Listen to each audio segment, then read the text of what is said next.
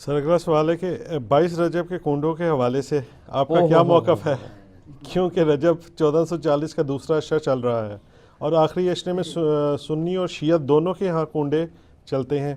شریعت محمدیہ صلی اللہ علیہ وسلم میں اس کی کیا اہمیت ہے سر؟ کوئی اہمیت نہیں ہے جی، شریعت محمدیہ کے اندر یہ ایک بدعت داخل کی گئی ہے صلی اللہ علیہ وآلہ وسلم۔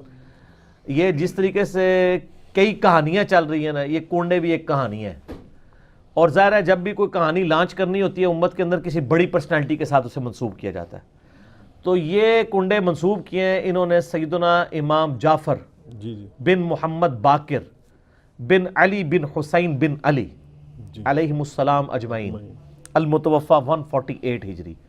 وہ کہتے ہیں امام جعفر کسی کو خواب میں آئے تھے، انہوں نے بشارت دی تھی کہ جو رجب کے کنڈے کرے گا تو اس کے لیے یہ بشارتیں ہوں گی۔ یہ تو سٹارٹ ہی خواب سے ہو رہا ہے، اس کا دین کے ساتھ کوئی لینا دینا نہیں، نہ امام جعفر کے ساتھ کوئی لینا دینا ہے۔ یہ وہ ایک پروپیگنڈا جو شیعہ کے ہاں چلا اور وہ کنڈے چل رہے ہیں، اور سنیوں کے ہاں بھی چونکہ امام جعفر ایک ڈومیننٹ پرسنالٹی ہے، ان کو رسپیکٹ دی جاتی ہے، ہم خود دیتے ہیں، تو چونکہ اب ان کا نام بولا گیا ہے، جس طرح کہ 11ویں کے اوپر شیخ عبدالقادر جیلانی کا نام بول دیا جاتا ہے تو وہ 11ویں چلنا شروع ہو گئی ہے، اس طرح سنیوں کے ہاں بھی چلنا شروع ہو گئی۔ باقی دوسری طرف اہل سنت میں جو اینٹی شیعہ ایلیمنٹس تھے انہوں نے کوشش کی کہ جی اس سرمنی کو ڈیلیوٹ کرنے کے لیے انہوں نے ایک نئی کہانی ڈیوائز کی۔ انہوں نے کہا کہ اصل میں 22 رجب کو حضرت معاویہ ابن ابی سفیان رضی اللہ تعالیٰ عنہ کی وفات ہوئی تھی، اس وفات کی خوشی میں شیعہ جو ہے نا وہ کنڈے بناتے ہیں۔ یہ ایک نئی کہانی انہوں نے دریافت کی۔ تو یہ کہانی جب آپ نے دریافت کی ہے تو یہ کہانی دریافت جن لوگوں کے بارے میں کی ہے سر ان کی بھی رائے لے لیں کہ ان کا موقف یہ ہے بھی ہے کہ نہیں، تو وہ آپ کو کہیں گے کہ ہمارے لیے حضرت معاویہ کی موت یا زندگی اتنی اہمیت کی حامل نہیں ہے کہ ہم اس کو سیلیبریٹ کریں۔ وہ تو کہتے ہیں ہم ان کو کوئی اہمیت دیتے ہی نہیں ہے، ہم ان کو اتنا امپورٹنٹ پرسنالٹی کے طور پہ نہیں مانتے۔ وہ کیا مانتے ہیں وہ ایک علیحدہ معاملہ ہے، لیکن کہتے ہیں اتنا بھی ہم نے سیریس نہیں لیا ہوا ان کو۔ یہ اسی طریقے سے ہے جیسا کہ بریلویوں کو یہ کیا کہانی کی کروائی جاتی ہے اور دیوبندیوں کو کہ اہل حدیث اماموں کو نہیں مانتے۔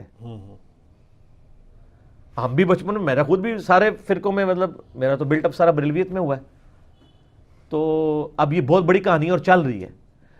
آپ کسی اہل حدیث سے بھی جا کے پوچھے کہ یار آپ اماموں کو نہیں مانتے، وہ کہیں گے نعوذ باللہ ہم تو مطلب اماموں کی خدمات کو لے کے چل رہے ہیں۔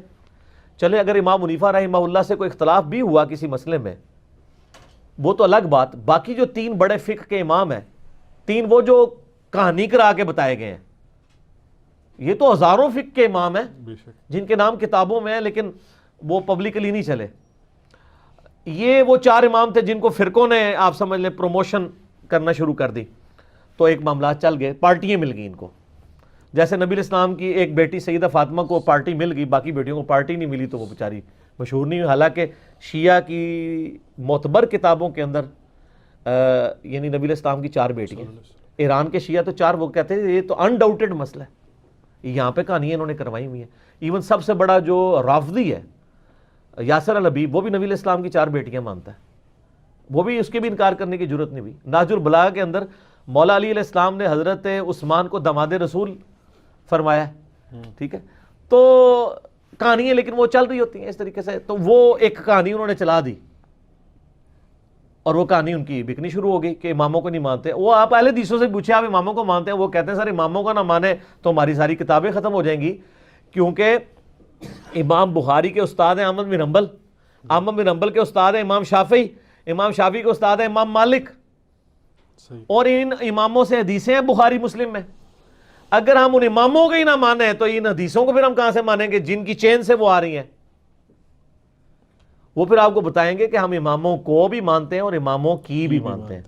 اماموں کو مانتے ہیں کہ ان کی رسپیکٹ کرتے ہیں، اماموں کی مانتے ہیں کہ اماموں نے ہمیں بتایا ہے کہ ہماری کوئی بات بھی کتاب و سنت کے خلاف ہو تو اس کو چھوڑ دو۔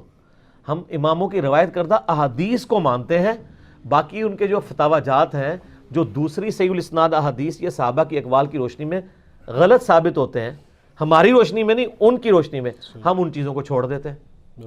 تو اسی طریقے سے شیعہ کے بارے میں کہانی کرا دی، وہ حضرت معاویہ کی ڈیتھ کا دن منا رہے ہیں اور یہ سنی بھی ان کے دیکھا دیکھی شروع ہو گیا، ان کا اور چل رہا ہے۔ یہ اصالہ ثواب کے معاملے میں میرا بالکل کیٹاگوریکل ایک اوپینین ہے۔ لاکھوں لوگوں نے یوٹیوب پہ میری ویڈیو دیکھی ہے، مسئلہ نمبر 74۔ آپ اصالہ ثواب لکھیں یوٹیوب پہ، ٹاپ آف لسٹ میری وہ ویڈیو کھل جائے گی، اس میں میں نے ساری چیزیں بتائی ہیں 11ویں ہو, میلاد ہو, محرم کی نیاز ہو, یا آپ کی یہ رجب کے کنڈے ہوں, ان ساروں کے بارے میں کہ یہ سب کی سب ایکٹیویٹیز دین میں خود سے داخل کی گئی ہیں. ہم ان کو کفر و شرک والا معاملہ نہیں کہتے, لیکن بدعات تو ہیں. اب رہ گیا مسئلہ کہ اس طرح کی ایکٹیویٹیز میں جو کھانا ہے وہ حلال ہے یا حرام ہے. وہ بھی میں نے اس کے اندر بتایا ہوا ہے کہ کھانے کو حرام کہنے کے لیے یہ چیز ضروری ہے کہ آپ پہلے اس کی حرمت ثابت کریں. اس میں دو طریقے ہیں, یا تو وہ چیز جو پکائی جا رہی ہے وہ حرام ہو, کو خنزیر بنا دیتا ہے تو حرام ہے, یا چیز تو پاک تھی لیکن اس کے ذبح کے وقت زبر کے ساتھ غیر اللہ کا نام لیا گیا, تو وہ پھر بھی حرام ہو جائے گی. تیسرا مسئلہ ہے تقرب والا. تقرب میں اب دو طرح کے آپشن ہیں. ایک تقرب یہ ہے کہ کوئی شخص یہ کہتا ہے کہ جی میں فلاں بزرگ کے اصالے ثواب کے لیے کر رہا ہوں, حضرت حسین علیہ السلام کو ثواب پہنچ جائے, ایک میری طرف سے ہدیہ. تو اس کے معاملے میں بھی ایسا کوئی سختی والا معاملہ نہیں ہے. لیکن اگر کوئی تقرب یہ کر رہا ہے کہ یہ اصالے ثواب ان کو پہنچے اور وہ میرے مشکل کشا ہے اور اس کے بدلے میں یہ میری مصیبت حل کر دیں گے, تو وہ تو نیاز کے بغیر ہی عقیدہ شرکی ہے. نیاز تو سائڈ پہ رہ گئی, عقیدہ ہی غلط ہے. بالکل ٹھیک ہے نا. تو ہمارا تو موقف یہ ہے کہ ہمارے پاس کوئی اس طرح کی کھانے پینے کی چیز لے آتا ہے, ہم اس سے پہلے پوچھتے ہیں کس کے نام کی ہے. اگر وہ کہتا ہے اللہ کے نام کی ہے تو بسم اللہ پڑھ کے کھا لیں. اگر وہ کہتا ہے یہ فلاں بزرگ کی ہے تو اسے پوچھے یہ بزرگ کے نام سے مراد آپ کیا لے رہے ہیں, کیا ان کی رضا کی خاطر ہے, ان کے نام کا ذبیح ہے؟ تو سر یہ کوئی بھی نہیں آپ کو کہے گا. کوئی جاہل کہہ دے تو کہہ دے, وہ کہے گا نہیں اللہ کے نام دیے ثواب پہنچانا ہے انہوں نے.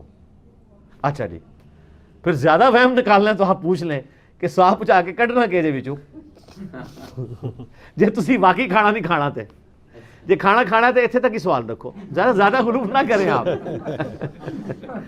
کیونکہ غلوف کریں گے نا تو معاملات بگڑیں گے. اور یہ میں آپ کو اپنی طرف سے نہیں بتا رہا. صحیح بخاری میں سیدہ عائشہ نے نبی علیہ السلام سے پوچھا یا رسول اللہ علیہ وسلم یہ کچھ نیو مسلم ہے, ہمیں نہیں پتا انہوں نے ذبیحہ صحیح کیا ہوا یا نہیں کیا, تو یہ جب کوئی اس طرح کی گفٹ لے کے آتے ہیں ہم کیا کریں؟ آپ نے فرمایا بسم اللہ پڑھ کے کھا لیا کرو. اللہ اکبر. اللہ آپ نے کہا کہ بلاؤ, آپ یہ بھی کہہ سکتے تھے حلف دلواؤ, یہ وہ وہم نکالا کہ مسلمان کا ذبیحہ ہے نا تو حسن ظن رکھو, زیادہ نٹی گریٹی میں نہ پڑھو. سبحان اللہ. ٹھیک ہے نا. اس کا غلط رزلٹ بھی نکال لیا یوسف القرداوی صاحب نے. انہوں نے وہ اسلام میں حلال و حرام ایک کتاب لکھی, اس میں انہوں نے لکھا کہ یہ جو غیر مسلموں کے بھی جو ذبیحے چل رہے ہیں نا, اور جو KFC میکڈونلڈ چل رہے ہیں, جو ڈیفینیٹلی ذبیحے ہے ہی نہیں ہے, وہ اللہ کے نام کے کیا, وہ تو مطلب بالکل ذبح والا معاملہ ہی اس کے اندر اس طریقے سے نہیں ہے, نہ وہ اللہ کا نام لیتے ہیں. وہ کہتے ہیں بسم اللہ پڑھ کے آپ کھا سکتے ہیں, اور اس حدیث سے پلی لی. تو میں نے ان کا بھی رد کیا کہ سر ایڈی بھی کھلی چھٹی نہ دو, مسلمان کا ذبیحہ ہے نا اس کے اوپر آپ کو وہم نہیں کرنا چاہیے اگر وہ مسلمان ہے. اب وہ اگلا مسئلہ شروع ہو جائے گا کہ وہ بریلوی ہے, دیوبندی ہے, اہل حدیث ہے, شیعہ ہے. یہ نئی کہانی کرنے کی ضرورت نہیں ہے. اہل کتاب کا ذبیحہ بھی حلال ہے. تو اگر آپ ایک دوسرے کو مسلمان ماننے کے لیے تیار نہیں, چلو اہل کتاب ہی مان لو. یہود و نصارہ کی عورتوں سے تو آپ کا نکاح جائز ہے سورۃ المائدہ کے پہلے رکوع کے تحت, اور اسی رکوع میں آتا ہے کہ اہل کتاب کا ذبیحہ بھی حلال ہے, کوشر فوڈ. جی ہاں, اگر وہ اللہ کے نام کے اوپر کیا ہو. تو اگر یہود و نصارہ کا اللہ کے نام کا ذبیحہ حلال ہے, تو جو آپ کے اپنے اہل کتاب ہیں قرآن کے فائنل ٹیسٹمنٹ کے ماننے والے, وہ تو old testament new testament tempered form میں مان رہے ہیں, اور وہ اتنے ظالم ہیں کہ نبی علیہ السلام کو وہ دجال سمجھتے ہیں, نعوذ باللہ. ظاہر ہے پیغمبر نہیں مان رہے, تو جب آپ کسی کو پیغمبر نہیں مان رہے, جس طرح ہم غلام احمد قادیانی کو پیغمبر نہیں مانتے, تو کیا سمجھتے ہیں؟ دجال کے اس نے دجل کیا ہے, جھوٹ بولا ہے. اس کے باوجود اللہ تعالیٰ کہہ رہا ہے کہ ان کا ذبیحہ بھی حلال ہے. اور جو آپ کے نبی کے عاشق ہیں, جو محمد اور آل محمد کے لیے جان دینے کے لیے تیار ہیں, سر ان کے اوپر آپ کم از کم یہودیوں والا اسٹیٹس تو ان کو دے دیں. ٹھیک ہے, تو وہ آپ دینے کے لیے تیار نہیں ہے. اسی پہ میرا ایک کلپ بھی ہے, وہ کیا سنی شیعہ کا نکاح ہو سکتا ہے, اس کا بھی پھر اتنا مذاق اڑاتے ہیں. سر میں نے تو کہانی الٹ دی ہے نا, میں نے سوال کرنے والے سے یہ میرا کلپ بلاک, میں نے کہا یہ سوال نہ کریں سنی شیعہ کا, آپ یہ پوچھیں سنی کا بھی نکاح ہو سکتا ہے کہ نہیں, کیونکہ اگر سنی حنفی ہے تو وہ یا سنی حنفی دیوبندی ہوگا یا سنی حنفی بریلوی ہوگا. تو ہے تو دونوں سنی نا.